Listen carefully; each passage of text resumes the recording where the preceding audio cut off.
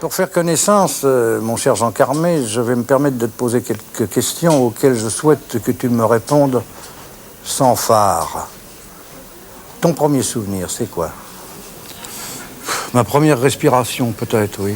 On dit que j'ai une grande mémoire. Tout le monde disait dans mon enfance que j'irais loin parce que je me souvenais de tout. Ta première fugue? Ma première fugue, c'est à 3 ou 4 ans, je ne me souviens plus exactement. C'était à la recherche d'un bruit, le bruit d'un train qui passait à Port-Boulet. Moi, comme j'habitais Bourgueil, la voie ne passait pas là. Et on me racontait toujours les exploits de ce train, qui était le Nantes. Ah oui. C'était un train. Je me suis laissé dire que tu aimais beaucoup les trains. Et j'ai voulu voir de près comment c'était fait. Alors je me suis habillé, puis je suis parti. J'ai fait 3 kilomètres à pied. On m'a rattrapé au bout de 3 kilomètres. C'était ma première fugue. Ta première baffe? Ma première baffe, ça a dû être très jeune.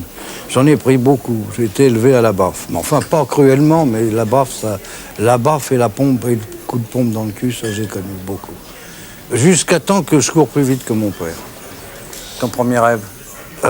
Mon premier rêve, il a été provoqué par un ami de mon père qui s'appelait Émile et qui rêvait de nous faire un voyage en Amérique. Et alors, il avait inventé pour nous une embarcation qui était un fût coupé en deux auquel on avait mis une voile. Ah oui, ça c'est le cuvier, mais il y a eu l'avion aussi. Et oui, c'est un avion qui faisait la vitrine pour les fêtes de Noël chez un marchand de nouveautés de Bourgueil et que on vous avait donné à Émile et à toi pour l'équiper, lui mettre un moteur avec un élastique qui vous permettrait de traverser l'Atlantique. Ton premier amour? Mes grands-parents avaient une petite maison à la campagne, près de Tours, où ils allaient passer les vacances, l'été, quand il faisait très chaud à Tours. Et il y avait un jardin juste en face chez nous, où il y avait des émanations d'odeur, une odeur que je ne connaissais pas parce qu'il n'y avait pas de pied de lavande à la maison. Et cette odeur m'attirait. Et cette odeur m'attirait si bien que je m'approchais de cette maison et j'ai vu une ravissante petite fille qui allait très très bien avec l'odeur de la lavande. Voilà, c'est poétique. C'est très joli, ça, c'est très poétique, mais il n'y a pas eu une histoire avec une charcutière, non? La charcutière de Bourgueil, je la regardais d'abord parce que j'avais une grande admiration pour ce magasin, parce qu'il y avait une tenture à ce magasin pour cacher les produits et pour éviter qu'ils fondent à la chaleur. Et ça représentait une peinture à l'huile qui représentait une chasse à courre ou une chasse au sanglier. Et j'allais admirer cette peinture parce que c'était de la peinture à l'huile et que ça avait une certaine réputation. Et quand ça se levait, il y avait là la charcutière qui était très belle, très bien habillée, maquillée. C'était la seule, vraisemblablement, qui se maquillait dans ce pays.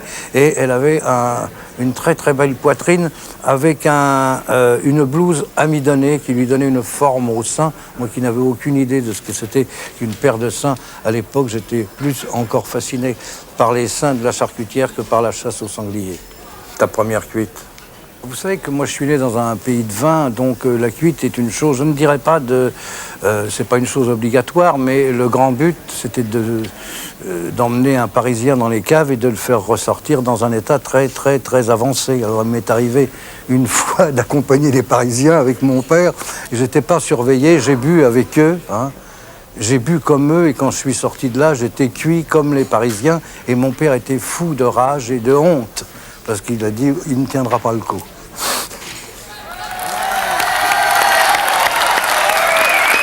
Et pour être sûr de ne rien rater de Inarditube, abonnez-vous et mettez un pouce bleu.